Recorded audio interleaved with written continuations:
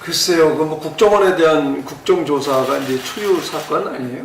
처음 있었던 일이다 보니까 지금까지 이제 국정원이 해왔던 특수임무상 그 신분이 노출될 경우에 받을 그 당사자들이 받을 불이익이라든가 또는 국정원 기능상의 그 역할을 못한다라고 하는 차원에서 일면 뭐 이해가 가는 측면이 있어요. 그런 부분은 우리가 충분히 고려를 해야 되는데 어쨌든 간에 지금 우리가 이 국정원 댓글 사건으로 인해서 진위가 어떻든 간에 그동안의 정권이 바뀔 때마다 그 국정원의 행태에 대해서 또 국정원 책임자들이 그런 어떤 법적 제재를 받는다거나 그 문제를 야기가 되고 있잖아요. 그래서 이제 국정원을 근본적으로 대수술을 해야 된다 하는 차원에서의 그 국정조사였다라고 하면 우리가 그런 부분들을 좀 더 고려를 했어야 되지 않겠는가 하는 그 국정조사 팀들이 했어야 되지 않는가. 그리고 좀 조금 아쉬운 거는 여야 간의 이런 어떤 정치적 공방으로 이것이 이렇게 진행이 되는 것이 처음에 이번 사건으로 인해서 국정조사를 해야 되겠다 합의를 본 목적이었는가 하는 좀 아쉬움이 있어요.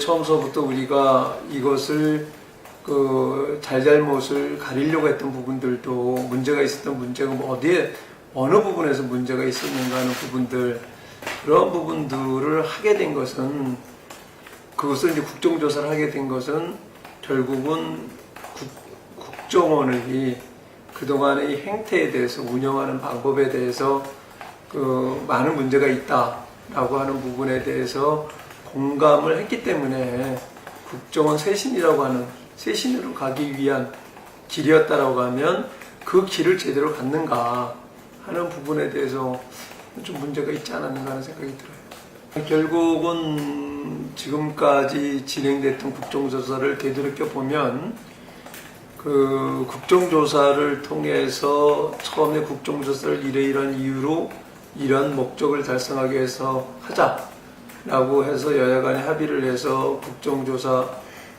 그 특위가 만들어지고 해왔지 않습니까? 근데 그동안 그 속의 목적을 달성한 경우가 거의 없었다. 그 이유는 결국은 이번 사건에서도 보지만 결국 이 국정조사라고 하는 것을 여야 간의 어떤 그 정치적 이해관계에 따른 자기 정치 공방의 장으로 끌고 갔기 때문에 이런 결과가 나온다고 봐요. 앞에서 지금 말씀드린 대로 국정원을 개혁하기 위한 그런 장으로 삼아야 되겠다라고 판단을 했다라고 하면 여야 간의 어떤 그 정치적 공방보다는 그 국정원의 구조상 왜 이런 현상이 벌어지는가 하는 쪽에 우리가 중점을 두고 조사를 하고 그렇게 해서 그 결과가 국정원의 개혁에 단초를 마련하고 이렇게 나갔다라고 하면 이런 얘기는 안 됐겠죠. 따라서 이제 그동안 여러 차례 그 국정조사를 하면서 매번 국정조사하고 나면 뭐 왜 했느냐 또 결국은 그 정치 공방의 장인 뿐이었다. 그리고 우리 이제 정치권에서 다시 한번 되돌아봐야 되는 것은 결국 이런 것들이 정치를 자꾸만 희화하고 오히려 이제 정치가 더 불신받는 그러한 결과만 자꾸만 처리를 하는 거죠. 뭔가 국민들이 바라고 있는 답답함이라든가 궁금해하는 걸 시원하게 풀어주는 게 아니라 그렇다라고 하면 이런 국정조사가 필요한가? 그래서 이런 국정조사를 운영하는데 그 제도적으로 개선할 점은 없는가? 이런 부분들도 우리가 여야 없이 다시 한번 생각해 봐야 될 시점이라고 생각합니다. 그게 이제 뭐 새누리당 의원들만 이제 그런 관점은 오히려 이제 그 야당에서 이제 이 문제를 지금 말씀하신 대로 국정원의 이런 구조가 왜 이렇게 됐는가 이런 문제를 제기하는 게 아니라 그게 이제 야당에서 제기해놓은 문제점들을 확대 재생산을 하기 위한 쪽에서만 계속하게 되니까 결국 정인을 놓고 그것을 반격하거나 방어해야 되는 입장에서 하다 보니까 그것을 비호하는 쪽으로 이제 결국 간 게 아닌가 이렇게 생각을 해서 저는 이게 한쪽만의 문제는 저는 아니라고 보고요. 그래서 우리 정치권 전반이 여야 없이 함께 이런 부분들을 다시 한번 생각해 봐야 될 시점으로 계기로 삼아야 된다고 봅니다. 글쎄요, 제가 이제 청문회를 처음부터 끝까지 보지를 못했어요. 그렇기 때문에 어떻게 어떤 상황에서 그런 상황이 전개됐는지는 모르지만 근본적으로 저는 참 불행하다고 생각을 해요. 처음서부터 이 사건이 일어나고 소위 말하는 그 권현희 과장이 뭐 양심선언을 하고 나서 뭐 일각에서 언론에서 저거는지 모르지만은 어쨌든 간에 그 어떤 지역적으로 또는 그런 어떤 특정 정당 쪽에서 무슨 어느 특정한 지역 이름을 대면서 어디에 딸이니 이런 얘기가 나왔단 말이죠. 이제 거기서부터 이제 야기가 됐다고 저는 봐요. 그런 부분들이. 그래서 이제 뭐 그러한 연장선상에서 뭐 아마 조명철 의원이 이런 문제를 제기를 했다라고 하면 그런 관점에서 이건 접근해서는 안 되지 않느냐 하는 쪽에서 하지 않았느냐. 오히려 저는 그렇게 봐요. 그래서 제가 그 전후 맥락은 다 못 봤기 때문에 정확하지는 않습니다만은 먼저 뭐 이제 그런 어떤 특정 지역 이름을 대면서 어디 출신이니까 뭐 우리 딸이다 말이야. 뭐 그러면서 역시 뭐 이런 식으로 나왔기 때문에 뭐 이 문제가 그렇게 어떤 지역적인 문제를 가지고 접근해야 될 문제냐 하는 관점에서 오히려 반문을 한 게 아니냐. 지금 좀 우리 대표님이 말씀하신 것만 내용을 가지고 보면 근데 댓글이 정말 선거에 영향을 주기 위해서 한 사안인지 아닌지 하는 부분들에서 공방이 있는 거 아니겠어요? 그것 때문에 국정조사를 했는데 그리고 또 그것 때문에 검찰 조사를 하지 않았어요? 네. 검찰 조사 결과가 나왔을 때 야당에서는 잘된 검찰 조사였다, 제대로 했다라고 했잖아요. 네. 근데 지금은 이 이제 결과 국정조사하는 과정 속에서 보면 공방을 보면 그러한 입장이 또 바뀌는 것 같아요. 그래서 계속 이제 반복되는 얘기지만 이 국정조사의 장을 어떤 정치적 논쟁의 장으로 자꾸만 끌고 가니까 이러한 결과가 가져온다고 저는 생각을 해요. 과거에도 그런 사건이 있지 않았습니까? 김대중 대통령 시절에 그 김대엽 사건이라든가 이런 부분들이 거의 유사한 거죠. 그래서 저는 왜 국정조사를 우리가 하게 됐는가 하는 부분, 이미 검찰에서 검찰조사 결과에 의해서 이제 다 처리가 되고 있는 부분을 국정조사할 때에는 그 목적은 국정원이 지금 우리 대표님이 말씀하신 대로 더 이상 이런 식의 어떤 정치적 수단화되거나 해서는 안 되겠다. 그래서 이 국정원에서 그동안 뭐 댓글 사건이 일어났다 못다 이런 얘기들이 나오게 된 연유가 뭔지, 구조적으로 어떤 문제인지 이런 문제를 통해 가지고 그 어떤 개혁의 단초로 삼으려고 했는데 저는 목표가 거기 있었다라고 난 생각을 해요. 뭐 그렇게 또 갔어야 된다라고 보고요. 그런데 결과론적으로는 서로 다 정치 공방의 장이었을 뿐이다. 그거는 제가 판단할 문제는 아닌 거고요. 일단 기소를 했으니까 검찰 재판 과정을 거치지 않겠어요? 그 결과를 봐야 된다라고 생각을 하고 그래서 그 기소가 제대로 된 거냐 안 된 거냐 라는 차원에서의 공방은 국정조사에서 안 했어야 된다고 저는 보는 거예요. 그걸 재판의 결과에다 맡겨놓고 결국은 왜 이러한 구조적 문제가 야기가 됐는가 하는 쪽을 집중적으로 조사를 했어야 되는데 그러지 못하니까 결국은 당사자가 그러면 당사자가 지금 재판에 계류가 되어 있는데 자기가 그 재판에 불리한 증언을 하겠습니까? 어떤 사람이든 다 자기 옹호하려고 하지. 그런 차원에서 그걸 공방을 한다는 건 맞지 않았다.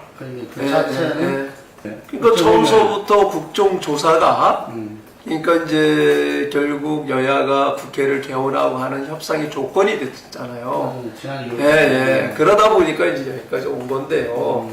그래서 참 그러니까 우리가 국정조사를 하든 뭐를 하든 우리가 지향하는 목표가 무엇인지 정치권에서 뚜렷하게 목표를 갖고 가야 되는데 계속 이런 것들이 쳇바퀴 돌듯이 그러한 그 서로 각 당의 이해관계에 따라서 그냥 그 정치적 공방을 하는데 전 뭐 이제 아까 초반에 저한테 중진이라고 4선까지 하면서 저도 한때는 그런 국정조사에서 참여를 했고 그런 공방을 같이 했던 사람이 입장에서 지나고 보니까 이게 결국은 우리가 가장 불신받는 정치 집단이라고 하지 않아요? 집단이 정치 집단이라고 하는데 그 결과를 초래한 거 아닌가 하는 생각을 하면서 많이 반성을 하죠. 검찰에서 검찰 조사도 끝나지 않았고 재판도 끝나지 않은 상황 속에서 그 언제는 검찰이 조사를 참 잘했다라고 하던 사람들이 이거 결과도 나오지 않았는데 벌써 특검을 간다. 이거는 넌센스죠. 한마디로. 그렇지 않아요? 국정조사를 하면 모든 게 다 나올 줄 알았는데 벌써 나온 거 없잖아요. 그렇다고 그냥 국정조사를 한다라고 해가지고 저는 지금 검찰이 뭐 왜곡해서 검찰을 그 조사를 한다거나 이런 사건을 왜곡시킨다거나 그런다면 당연히 국정조사를 특검을 해야 되겠죠. 그러나 저는 지금 검찰이 그런 사안도 아니라고 보고 검찰이 뭐 어떤 정권의 어떤 지시를 받고 한다고 보지도 않아요. 만약에 그런 상황이라고 한다라고 하면 지금 뭐 국정조사하는 과정 속에서 여당 의원들이 이 부분을 국정을 옹호하고 했다고 하는데 그렇다라고 하면은 그러한 그 권력을 쥐고 있는 측에서 검찰을 과거와 같다라고 하면 과거대로라고 한다고 하면 지휘를 하겠죠. 근데 그게 되는 상황이 아니잖아요. 그런 상황에서 지금 뭐 특검을 한다라고 해가지고 다른 상황일까요? 그리고 또 그 끝나지도 않은 상황을 가지고 또 이제 뭐 이거를 뭐 특검을 해야 된다고 이런 것은 정치적 그 어떤 공세지. 아무것도 저는 아니라고 봐요. 저는 이제 촛불에 대해서 여당 의원들이 민감하게 저는 그렇게 생각하지는 않고요. 뭐 우리도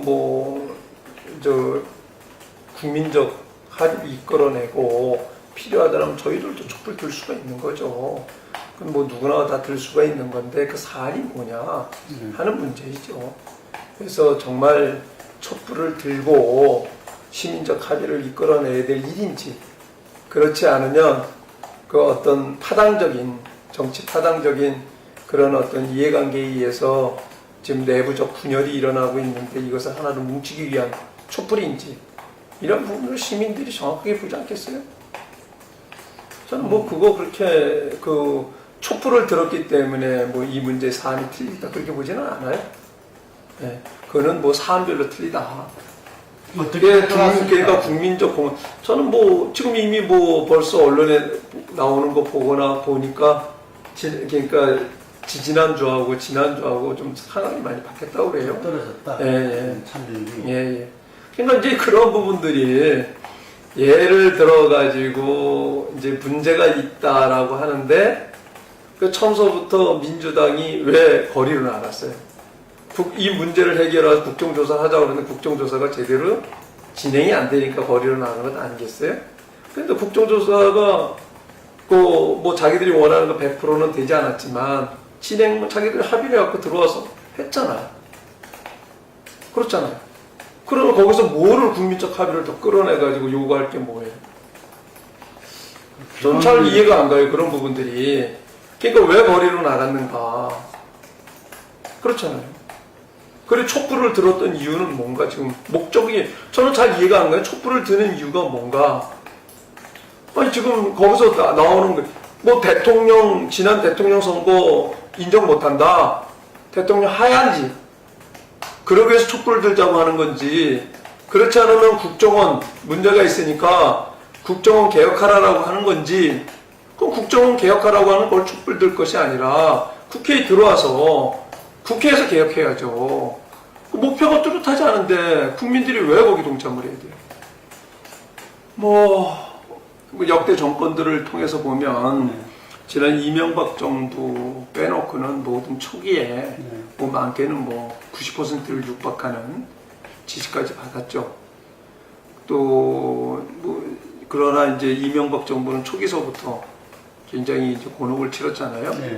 그런 출범 과정 속에 비해서 빨리 이제 우리 그 박근혜 대통령 정부도 보면은 초기에는 기대치보다 많이 떨어졌었어요. 네. 그러다 빨리 회복을 지금 하고 있는 그런 입장이라고 생각을 해요. 그래서 이것을 통해서 보면은 국민들이 지금 대통령에게 바라고 있는 게 무엇인가 하는 부분이 뭐 이렇게 저는 단계적으로 지금 나타나고 있다고 봐요. 그래서 그 대통령이 취임을 하시고 처음에 출범할 때에는 남북 관계가 굉장히 극도의 긴장 상태까지 가지 않았어요. 네. 북한이 또 이제 그렇게 이제 진영을 해왔고, 그런 상황 속에서 국민들께서 생각하신 것이 이 빨리 남북 간의 이런 긴장 상태를 해소하는 게 대통령이 해야 될 급선무다라고 생각했던 것들 같아요. 그런데 이제 그 결과론적으로 어떤 원칙을 가지고 대통령 나름대로, 박근혜 대통령 나름대로 원칙을 가지면서도 또 그러면서 이 남북 관계가 개선이 되는 것 같은 지금 상황 아니겠어요? 그러니까 그런 부분들에 대해서는 높은 점수를 주고 있다. 그러나 저는 앞으로 녹록하지는 않다고 봐요. 지금 상황에서는 당장 남북 간의 대치된 상황 속에서의 그런 남북 간의 긴장 관계가 그 일반적인 삶을 영위하는데 많은 장애를 주고, 또 그것이 경제 부분에도 많은 작용을 준다고 판단해서 일단 이 부분에 대해서 우선순위를 뒀다라고 하면 이제부터는 전 민생이라고 봐요. 그런데 지금 지난 대선 때 그 내걸었던 여러 가지 복지 공약이나 일반 공약들, 이런 부분들을 수행을 하는데 그 간단치 않은 예산이 요구가 되고 있고, 그런데 경제는 더 나아지지 않으면서 그 세입 구조를 보면은, 세입 세출 구조를 보면 진전이 없단 말이죠.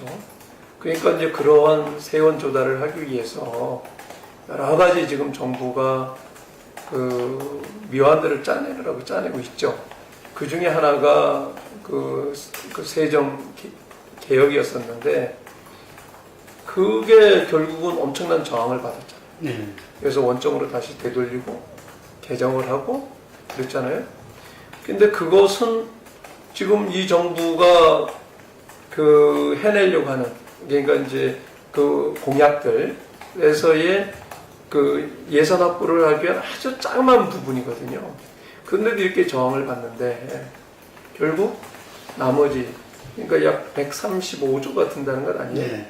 그래서 그 중에 지금 정부가 지금 생각하고 있는 게 84조는 세출 구조 조정을 통해서 하겠다는 거고, 근데 세출 구조 조정이라고 하는 게 쓰던 돈 줄이기가 쉽지가 않잖아요. 그럼 그것도 곳곳에서 저항이 있을 거라고 봐요. 그것도 84조나 되는데, 또 정확한가요? 135조로 제가 알고 84조. 네, 그리고 51조는 지금 앞에 말씀드린 세정 개혁이라든가 또는 지하경제에서 그걸 끄집어내겠다는 건데, 그게 지금 지하경제 속에서 끄집어내겠다라고 하면서 지금 전방위적으로 지금 세무조사들을 하는데, 그게 지금 현장에서는 굉장히 여론이 악화가 되고 있어요. 실질적으로. 그리고 그 자체가 경제가 활성화되는데 걸림돌이 되고 있어요.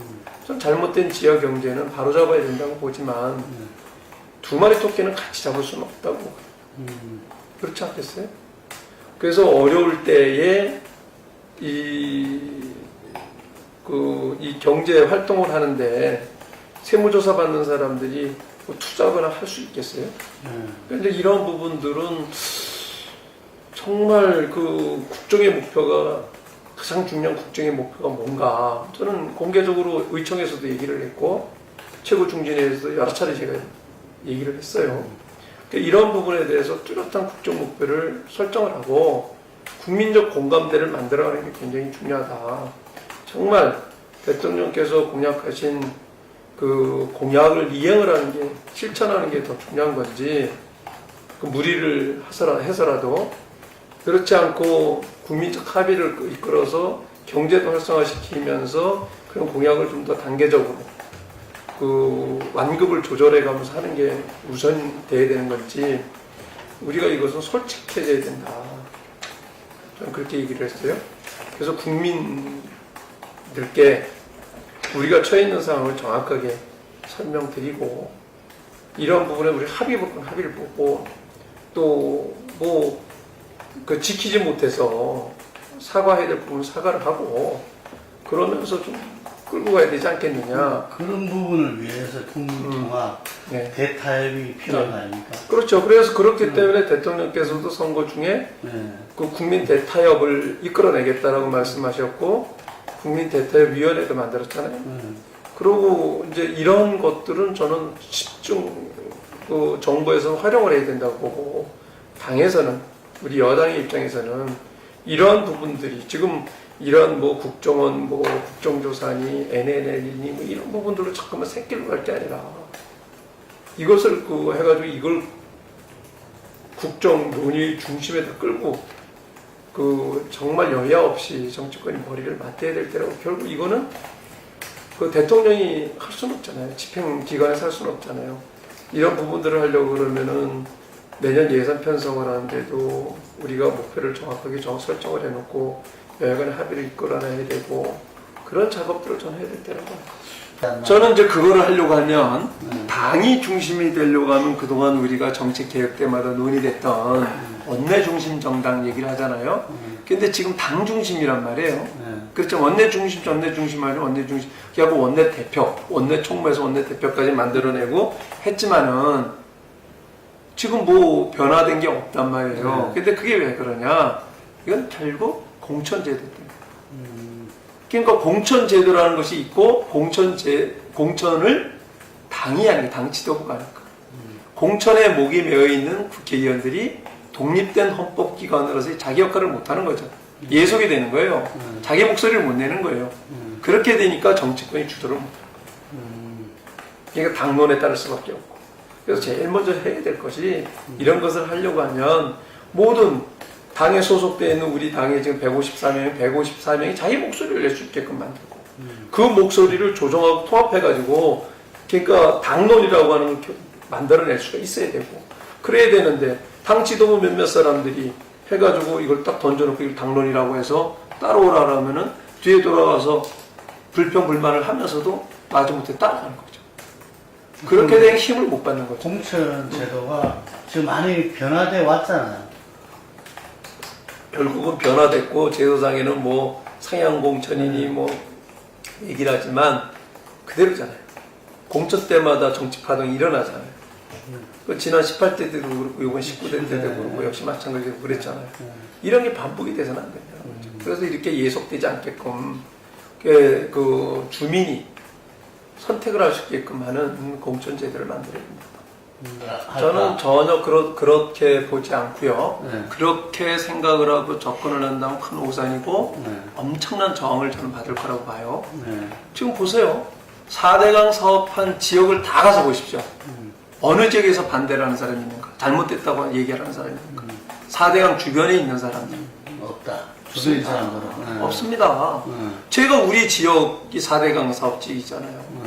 이번에도 여주가 유례없는 폭우가, 집중호우가 왔어요. 1시간에 110mm가 왔어요. 3시간을 내리 퍼본 거예요. 근데 그분들이 하는 얘기가, 그 어르신들이 하는 얘기가 평생 이런 비를 처음 봤다. 만약에 4대강을 하지 않았으면은 여기는 다 침몰이 있다. 보통 그 이전에도 조금만 비가 와도 4대강 사업을 하기 전에는 물이 들판에 차고 2, 3일이 지나야 빠졌다는 거예요.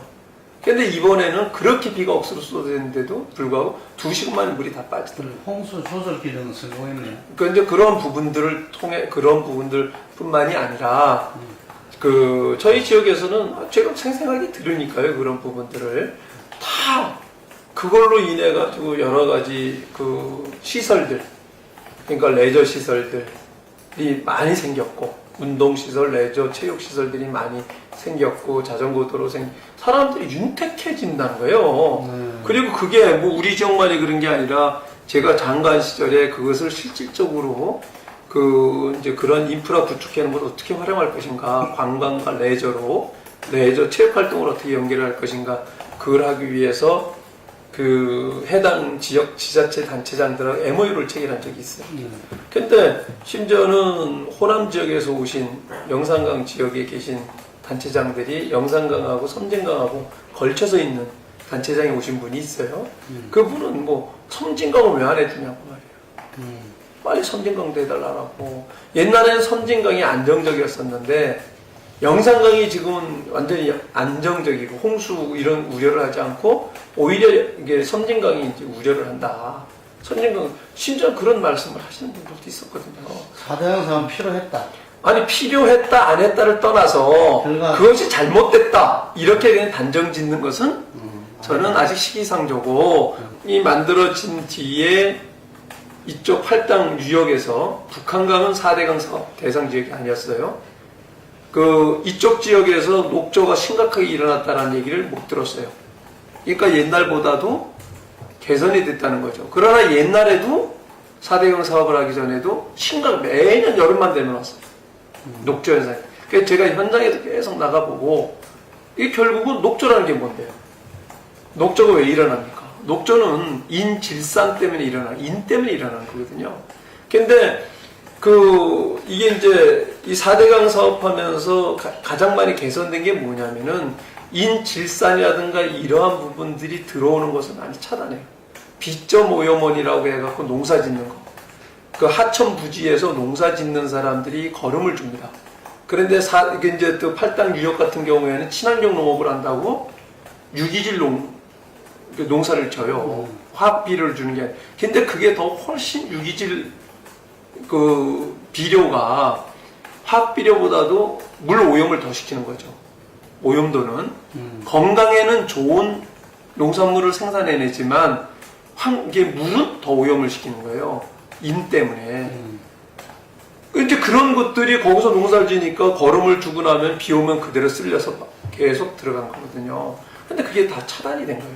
그걸 전부 다 생태공원으로, 생태축으로 만들었기 때문에.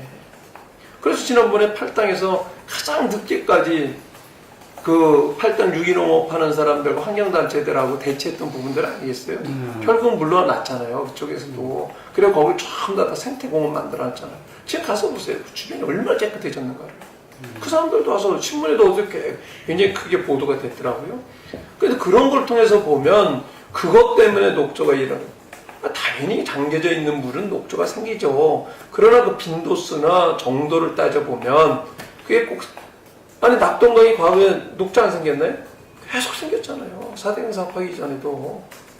근데 지금은 어때요?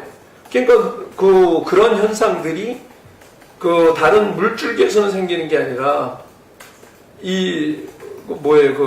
댐 있는 데서 생긴단 말이죠. 그거는 그 중에서 거기는 있으니까 상황이 악화되고 몰리니까 생길 수가 있는 거죠. 그래서 저는 당장 지금 그게 4대강 사업 때문이다. 이렇게 단정하기는 아직 어렵다라고 보고요. 그래서 그러한 녹조가 생기는 원인을 보면 결국 인질산 때문인데 그러한 부분들 때문에 제가 그것도 그 스위스의 레마노를 가가지고 그 나라는 그 물을 어떻게 이렇게 7수를 만들었는가 가서 확인을 해봤어요. 그랬더니 거기에는 그 세제, 비누라든가 이런 걸 쓰는데 인질산이 못 들어가요. 엄격하게 그걸 법으로 규정을 해요.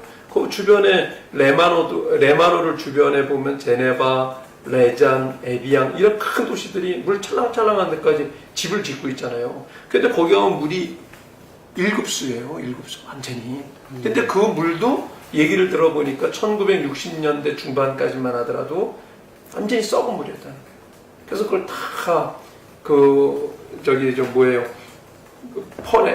땅바닥에 있는 거를 조금 더 걷어내고 그리고 그거를 규제를 했다는 거예요.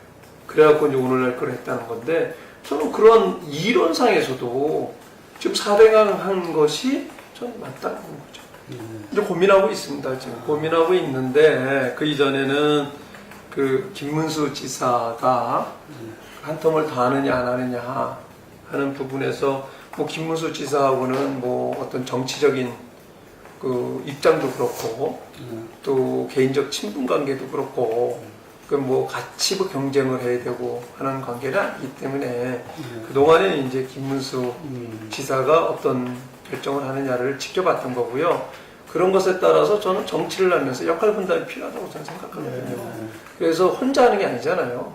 그래서 같이 하는 건데 최소한 같은 정치적 노선이 같고 뜻이 같고 그런 사람들은 그런 역할 분담을 하면서 자기 역할 속에서 힘을 모아가야 우리가 목표한 소기의 목적을 달성할 수 있다라고 생각하거든요. 그런 관점에서 이제 그 먼저 내가 뭐를 해야 되겠다. 저는 지금까지 정치를 하면서 내가 뭐가 되기 위해서 정치를 한 적은 없어요. 일을 하다 보니까 여기까지 오고 그랬던 건데 이제는 사선이 됐어요. 일을 하다 보니까. 그리고 이제 뭐 당에서 뭐 임명직이라고 하는 것은 거의 다 했고 집권 여당이 뭐 프리미엄이라고 할 수 있는 장관까지 했던 사람이기 때문에 이제는 이제 저 나름대로 이제 정치적으로 내가 어떤 역할을 해야 되는 고민을 해야 될 때라고 보고 다만 지난 1년 동안은 새로운 정부가 출범하는 입장에서 이미 저는 당에 뭐 어떤 계파가 있다라고 생각하지는 않아요. 이제는 뭐 정말 그 한 원 스피릿, 원 그 그룹, 원 고를 통해서 우리가 다 같이 가야 되는 그런 집단이라고 보거든요. 홍명보 감독. 맞아요. 그래야지만 우리가 승리를 할 수 있다고 봐요. 모든 면에서. 그래서 저는 홍명보 감독이 아주 그 정신을 높게 평가를 하는데 저는 그게 진짜 우리 당이 필요할 때라고 봐요. 그런 관점에서 이제 제가 이 정부 막 출범하는데 이제 뭐 목소리를 내고 아무리 그러니까 이러한 당의 입장에서 목소리를 낸다 하더라도 그게 왜곡되더라고요. 과거에 쭉 선배들 하는 것을 보고 그러면서 내 의사하고는 틀리게 진위하고는 틀리게 왜곡돼서 이제 나가고 그렇잖아요. 그런데 우리 김 대표님도 언론사를 하시지만은 언론에 이렇게 말 한마디를 하면은 그거를 좀 시청자나 독자들이 좀 재밌게 좀 감각적으로 하게 이제 그걸 뽑잖아요. 그러면 이제 왜곡이 되는 거예요.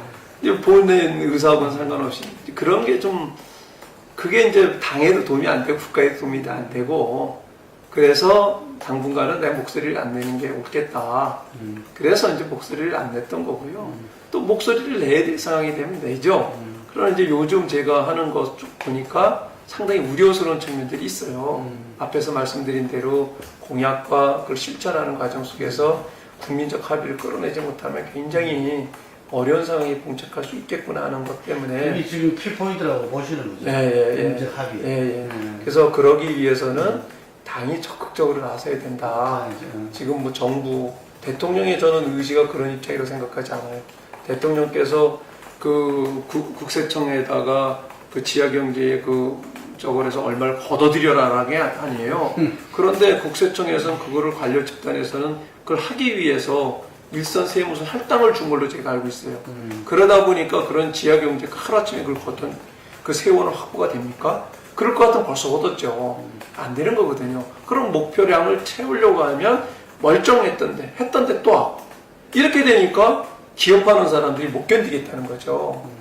그렇게 돼서야 어떻게 경제를 살릴 수 있겠느냐 하는 게 제 우려예요. 그런 부분들이 곳곳에서 나타납니다. 그래서 그런 부분들을 우리 합의를 이끌어내야 되겠다 하는 생각이고요. 그래서 그런 차원에서 지금까지 제가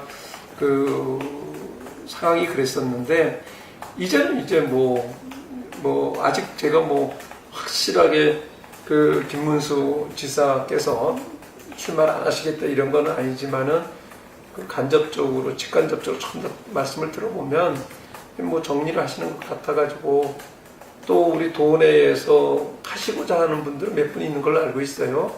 그러나 제가 이제 그동안 이 정치를 하면서 우리 경기도가 어떻게 바뀌어야 될 건가? 왜 경기도가 전국에서 지금 인구도 제일 많고 제일 규모가 크면서도 늘 수도권이라고 하는 변방적 입장에 있는가 하는 부분에 대해서는 굉장히 고민을 했거든요. 우리 지역구도 수도권이니까. 그러면서 받는 불이익들이 굉장히 많더라고요.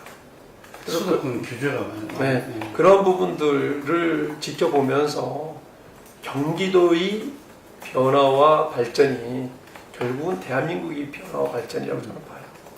그런 차원에서 저희가 해야 될 역할이 있다라고 하면 이게 맞다라고 하면 고민을 해야 될 때가 아닌가. 깊이 있게 지금 네, 고민하고 그래서 많은 분들의 의견을 지금 제가 듣고 있고요.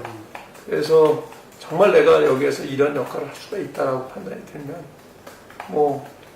그 될지 당내 경선도 거쳐야 되고 또 본선에서도 이제 거쳐야 되지만은 한번 내가 이거다라고 생각을 하면 그때 가서 가본의 결정을 내려야 되겠죠. 이런 거예요. 그러니까 이제 제가 정치를 쭉 해오면서 그러니까 우리나라가 이 발전해왔던 단계가 있잖아요.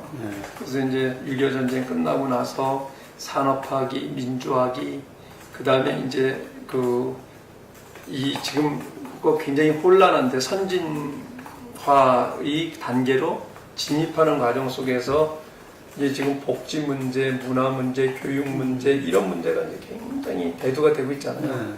근데 이러한 부분들이 굉장히 혼재돼 가지고 적나라하게 나타나고 있는 것이 지금 경기도 실질적으로.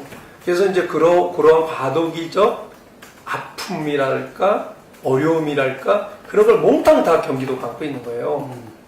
좀 보세요. 자꾸만 이제 서울이 인구가 제일 많다가 지금 서울은 1000만이고 경기도는 1200만이 됐잖아요. 그래서 저는 경기도가 1500만까지 늘어날 거고 서울은 한 800만까지 줄 거다 이렇게 봐요. 그 현상이 이제 근데 그 현상들이 왜 일어나는 걸 우리가 봐야 되는데 그걸 어떻게 해소할 거냐. 이걸 제대로 해소를 해야 저는 경기도가 해소를 하게 되면 다른 데 다 따라오는 거예요.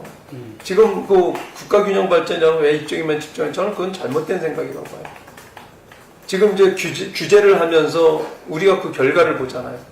경기도에서 규제를 하기 때문에 떠난 기업들이 그 규제 때문에 호남으로 가거나 영남으로 가거나 충청권으로 갔냐. 다 외국으로 갔어요. 그렇게 되면 일자리 줄어들죠. 세원 줄어들죠. 결국 피해는 지방사람이 먼저 보는 거예요. 그 세금 걷어서 또 그 자녀들 일자리 만들어서 여기서 해가지고 이게 넘어가야 되는 건데 지금 그런 단계에서 지금 막 차단막이 생기는 거거든요. 결국은 이렇게 되면 국가가 좀 어떻게 발전할 수 있느냐는 거죠.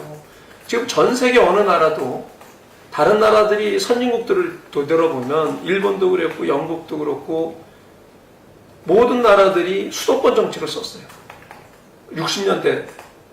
60년대서부터 다 실패를 했습니다. 다 원점으로 돌아갔습니다. 근데 우리나라만 아직까지 수도권 정책을 써요. 이렇게 해가지고 수도권 정책에는 한반도로 말하면 수도권 집중화 현상을 막겠다는 거예요. 그렇죠. 그런 거죠. 네, 네. 근데 그게 그렇게 하고 집중화 현상을 막아졌느냐는 거예요. 그러니까 접근 방법이 잘못되어 있는 거죠. 왜? 예를 들어서 부산 사는 사람이 왜 서울 옵니까? 부산에도 다 있는데. 좀 그거 간단하다고 봐요. 제가 지난번에 노무현 대통령 시절에 공기업 지방으로 이전하면서 분권화 시키겠다라고 해서 했을 때 대정부 질문을 했어요. 제가 여론조사를 했습니다. 그래갖고 그 이전하는 임직원을 상대로 여론조사를 해가지고 정말 당신들은 이게 기업이 당신이 다닌 직장이 글로 옮겨가면 가족들도 다 데리고 갈 거냐. 84%인가가 안 간다는 거예요. 80% 이상이. 왜 안 가냐? 첫 번째 교육, 두 번째 문화. 이런 향유가 안 된다는 거예요. 의료. 그러면 문화와 교육과 의료가 만들어지지 않은 데다가 그 기업만 뚝 뛰어다가 갖다 놓으면 바뀌어집니까? 안 가요. 그러니까 지금 세종시와 같은 2중, 3중에 비용만 나가는 거거든요. 비효율적인 거. 그럼 경기도는 어떻게 해야 된다고 보십니까? 결국은 그거예요. 경기도뿐만이 아니라 전국이 마찬가지예요. 저는 그때도 제가 그런 제안을 했어요. 그거를 기업 도시니 무슨 도시니 해가지고 생무지로 새로운 걸 만들려고 하지 말고 기존의 지방대학도 있잖아요. 다 캠퍼스가 100만 평, 200만 평씩 갖고 있잖아요. 그 안으로 들어가자. 그거는 교육 문제는 해결이 되는 거예요. 문화 해결이 돼요. 그 안에 있는 강당과 뭐 극장 다 활용하자는 거죠. 학교는 거기 초등학교 유치원서부터 대학까지 다 있잖아요. 그리고 양질의 교육을 받을 수가 있어요. 그 시스템을 활용을 하면 그 안에다가 공장, 그 학교가 가지고 있는 특정한 과, 가장 자신 있는 과를 중심으로 산업을 그쪽으로 만들어 산학협동 단지를 만들고 거기다 아파트를 짓잖아요. 그럼 반대할 학교가 어디 있어요? 학교도 많잖아요. 그럼 지방대학도 살고 교육도 살고 문화도 살고 그래가지고 거기서 시작이 되면은 거기에 꽉 차면 이게 확산을 해나가는 거죠. 그렇게 해야 된다고 저는 생각을 했더니 그거는 무슨 얘기냐? 그냥 직장만 거기 있다라고 해서 직장이요. 사람들이 지방에 왜 안 가는지 알아요? 공단을 아무리 좋은 공단 싸게 줘도 안 갑니다. 안 가는 이유는 거기 직원을 채용을 못해요. 그 직원을 왜 채용을 못하냐? 거기까지 안 간다는 거예요. 왜 안 가느냐? 지금 말씀드린 교육, 문화. 지금 우리가 과거에는 산업화 과정에서는 먹고 입고 잠자는 문제만 해결이 되면 다 오케이. 그러나 지금 국민소득이 2만 불이 넘은 시점에서는 사람들이 그거는 먹고 입고 자는 문제 다 해결이 됐어요. 오히려 농촌이나 지방에 사는 사람이 훨씬 잘 먹고 잘 살아요. 신토불이 먹고 그렇잖아요. 그러니까 서울 사는 사람들조차도 전원주택 가지고 지방으로 돈 있는 사람 다 내려가지 않습니까? 그 이유에 먹고 입고 자는 문제는 다 해결됐어요. 이제는 욕구가 교육과 문화와 의료 이 문제를 해결해주는 문제죠. 왜 여기가 변방이 있냐? 제가 지금 그것도 조사를 한번 해봤어요. 경기도에 매일 출퇴근하는 인구가 얼마가 되는가? 244만 명이에요. 그런데 그 사람들이 왜 출퇴근을 해야 되는가 하는 거예요. 첫째는 직장 때문에, 두 번째는 학교 때문에 이런 거예요. 서울로. 그러니까 서울로 오든지 서울에서 경기도로 오든지. 근데 그래서 이제 서울에서 경기도로 온 사람들이 얼마나 봤더니 60만 명이나 돼요. 근데 왜 그래야 되냐? 집값도 여기 더 비싸고 그런데 왜 서울에서? 그 사람들은 대부분이 교육, 문화 때문에 그런 거란 말이에요. 그럼 그 문제를 여기서 해결을 해줘야죠. 그게 선진국에서 보면 돈 있는 사람이 다 근교에서 살잖아요. 밖으로 나서 살잖아요. 거기에 다 그런 게 형성이 되어 있잖아요. 그걸 만들어주면 돼요. 학군도 좋고.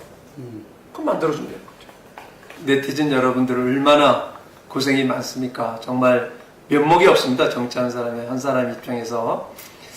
그 여러 가지 어렵습니다. 여러분들이 한계에 봉착한 가장 어려운 그 세대가 아닌가 하는 생각을 갖는데요. 그러나 우리가 이것을 잘 극복해야 된다고 생각을 합니다. 이 극복하는 데에는 여러분들, 저도 정치인 믿지 마세요. 여러분들이 극복해 나가야 되는 거예요. 여러분들이 같이 여러분들의 고민들을 묶어주고 그것을 방향을 잡아주면 정치인들은 이제 따라가는 시대가 됐습니다. 이게 바로 스마트 시대가 아닌가 생각을 하고 그 엘빈 토플러가 이런 얘기를 했어요. 기술과 문명의 시대는 그 변화 속도는 100마일로 가는데 정치는 3마일로 가고 있고 법은 1마일로 간다라고 얘기를 하는데 저는 정치인이 한 사람이면서 이 말이 요즘에 아주 절실하게 다가옵니다. 결국 이 대한민국을 변화시키고 이끌어 가실 분들은 여러분들입니다. 어렵지만 용기 잃지 마십시오. 우리 선배 시대에는 무에서 유를 창조해내지 않았습니까? 이제 여러분들의 무한한 그 상상력과 창의력을 가지고 더 나은 대한민국 꼭 여러분들이 만들 겁니다. 감사합니다.